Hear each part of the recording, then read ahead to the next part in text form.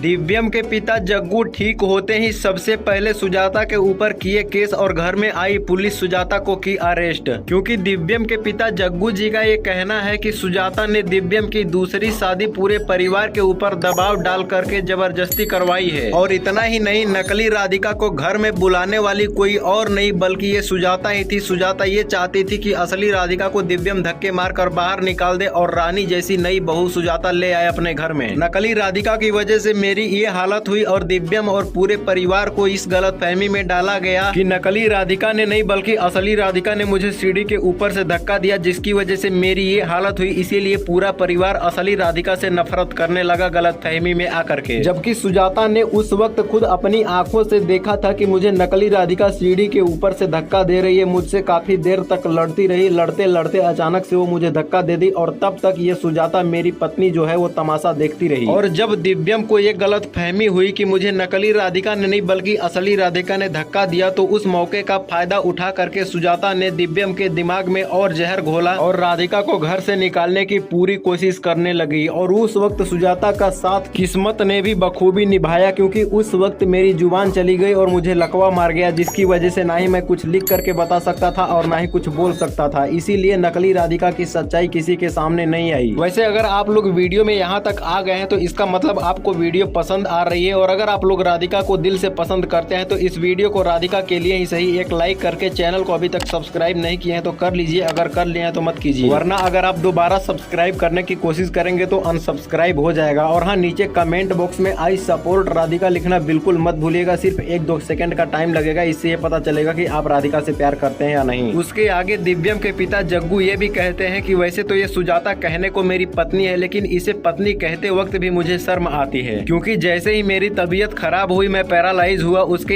1 महीने बाद ही मुझे सारी सच्चाई पता चल गई थी। जब ये दिव्यम की शादी जबरदस्ती करवाना चाहती थी, उसके ऊपर जोर डाल रही थी, दबाव डाल रही थी, तभी मुझे इसकी चाल समझ में आ गई थी। और तब से ही मैं इससे इतना नफरत करता हूँ कि इसे एक पल के लिए अपनी आंखों के सामने बर्दाश्त नहीं कर सकता। लेकिन मेरी मजबूरी थी, मैं कहीं चल फिर नहीं सकता था, वरना मैं खुद इस घर को छोड़कर यहाँ से चला जाता। और ये सुजाता वो नागिन है जो अपने घर के सदस्य को ही डसने से पहले एक बार भी ये नहीं सोचती कि उसका अंजाम क्या होगा, ये सही है या गलत। जब इसने खुद मुझे यानी कि अपने पति को नहीं छोड़ा तो भला किसी और को क्या छोड़ेगी। सुजाता यही चाहती थी कि मैं कभी ठीक ही न हो पाऊं, जिससे इसकी सच्चाई पूरे परिवार के सामने न आ पाए। इसीलिए तो जब भी राधिका मुझे ठीक करने की कोशिश करती थी, तब सुजाता वहाँ पे आ करके किसी न किसी तरह से राधिका को डांट करके वहाँ से भगा देती थी, ताकि मैं ठीक न हो पाऊं और किसी को सच्चाई न बता सकूं, इसका राज दबा का दबा रह जाए। ये वो नागिन है जिसने मुझे खुद डसा है। इसीलिए अगर इस परिवार में मुझे सबसे ज्यादा अब किसी पर भरोसा है तो वो है राधिका और मेरी माँ। अगर मुझे खुद राधिका सामने से आ करके बंदूक से गोली मार दे और कोई कहे कि मुझे राधिका ने गोली मारा है, तो भी मैं विश्वास नहीं करूंगा, क्योंकि मुझे पता है मेरी राधिका बेटा ऐसा कभी नहीं कर सकती। मुझे सबसे ज्यादा भरोसा मेरी राधिका पर है। दिव्यम ये सारी बातें सुनकर अपनी माँ सुजाता पर इतना गुस्सा होता है जिसकी कोई लिमिट नहीं होती। ऐसा लगता है कि वो अभी के अभी उसका काम तमाम कर देगा, लेकिन वो भी क्या करे, माँ है उसकी। वैसे आप लोग राधिका और दिव्यम की जोड़ी के बारे में क्या सोचते हैं? आप लोगों को राधिका और दिव्यम की जोड़ी कैसी लगती है? नीचे कमेंट बॉक्स में कमेंट करके बता दीजिए।